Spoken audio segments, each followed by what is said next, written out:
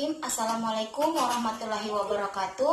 Perkenalkan, nama saya Devia Puspita Yunus, jurusan Bimbingan dan Konseling Fakultas Ilmu Pendidikan Universitas Negeri Gorontalo. Di video kali ini saya ingin memaparkan materi mengenai mata kuliah BK di TK dan SD dari dosen pengampu Bapak Jumadi Morisalam Tuasikal SPD MPD. Materi pertama yaitu tentang karakteristik BK di TK dan SD. Dalam materi pertama ini terdapat 3 subbagian. Yang pertama yaitu dasar hukum penyelenggaraan BK di TK dan SD.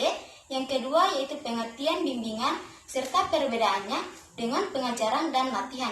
Yang ketiga yaitu makna dan kepentingan BK di TK dan SD. Baiklah, langsung saja. Materi pertama yaitu karakteristik BK di TK dan SD. Karakteristik pelayanan BK di TK dan SD yaitu proses bimbingan harus disesuaikan dengan pola pikir dan pemahaman anak. Pelaksanaan bimbingan terintegrasi dengan pembelajaran. Waktu pelaksanaan bimbingan harus dibatasi. Pelaksanaan bimbingan dilaksanakan dalam nuansa bermain dan perlu adanya keterlibatan teman sebaya dalam pelaksanaan bimbingan dan konseling. Selain itu, peran guru BK atau konselor dalam pelayanan BK lebih bersifat membimbing. Kiranya seperti itu. Kemudian lanjut pada subbab pertama, yaitu dasar hukum penyelenggaraan BK di TK dan SD. Asumsi dasar yang melandasi bahwa PAUD memerlukan bimbingan dan konseling adalah kesetaraan PAUD sekarang ini dengan pendidikan dasar yang menengah. Jika di lingkungan pendidikan dasar dan menengah, bimbingan konseling sangat dibutuhkan, otomatis PAUD juga membutuhkannya. Selain keahlian dan pengalaman pendidik, faktor lain yang perlu diperhatikan adalah kecintaan yang tulus kepada anak, berminat pada perkembangan mereka, bersedia mengembangkan potensi yang dimiliki pada anak, hangat dalam bersikap dan bersedia bermain dengan anak. Selanjutnya dapat dilihat dalam Undang-Undang Republik Indonesia Nomor 20 Tahun 2003 menyatakan bahwa pendidikan anak usia dini dapat diselenggarakan melalui jalur pendidikan formal, non-formal, dan informal. Pendidikan anak usia dini, jalur formal berbentuk taman kanak-kanak atau TK, Raudatul Atfal atau RA, atau bentuk lain yang sejenis. Kemudian jalur non-formal berbentuk kelompok bermain atau KB dan bentuk lain yang sejenis. Sementara di jalur informal berbentuk taman penitipan anak atau TPA atau bentuk lain yang sederajat.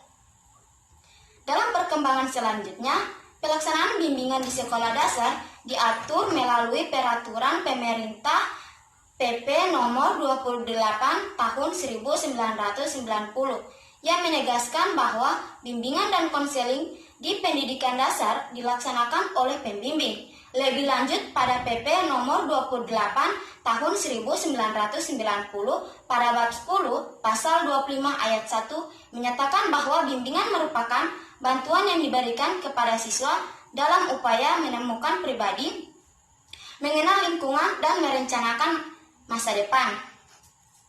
Kemudian lanjut pada subbab kedua yaitu pengertian bimbingan serta perbedaan dan pengajaran dan latihan. Bimbingan merupakan suatu proses pemberian bantuan kepada individu yang dilakukan secara berkesinambungan, supaya individu tersebut dapat memahami dirinya, sehingga dia sanggup mengarahkan dirinya dan dapat bertindak secara wajar, sesuai dengan tuntutan dan keadaan lingkungan sekolah, keluarga, masyarakat, dan kehidupan pada umumnya.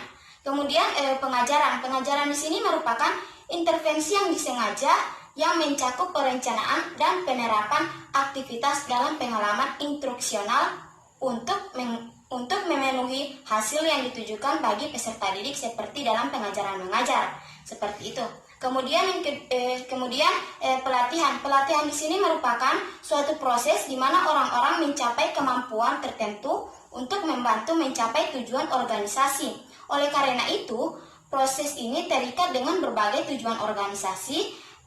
Pelatihan dapat dipandang secara sempit maupun luas.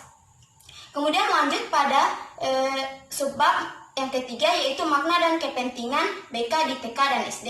Terbagi menjadi 3. Yang pertama yaitu pendidikan anak usia dini merupakan suatu bentuk penyelenggaraan pendidikan yang menitik beratkan pada peletakan dasar ke arah pertumbuhan dan perkembangan fisik mental. Yang kedua yaitu pendidikan anak usia dini dilakukan dengan mengkoordinasikan motorik halus dan kasar, daya pikir, daya cipta, kecerdasan emosional, kecerdasan spiritual, sosioemosional, sikap dan perilaku, serta agama dan komunikasi, sesuai dengan keunikan dan tahap-tahap perkembangan yang dilalui. Kemudian yang terakhir yaitu pembelajaran. Anak usia dini atau TK pada hakikatnya adalah pembelajarannya yang berorientasi bermain, serta pembelajaran yang berorientasi perkembangan yang lebih banyak memberi kesempatan kepada anak untuk dapat belajar dengan cara-cara yang tepat. Terima kasih, hanya itu yang dapat saya sampaikan dalam materi pertama ini. Mohon maaf bila ada salah-salah kata. Wabillahi taufiq wal hidayah. Wassalamualaikum warahmatullahi wabarakatuh.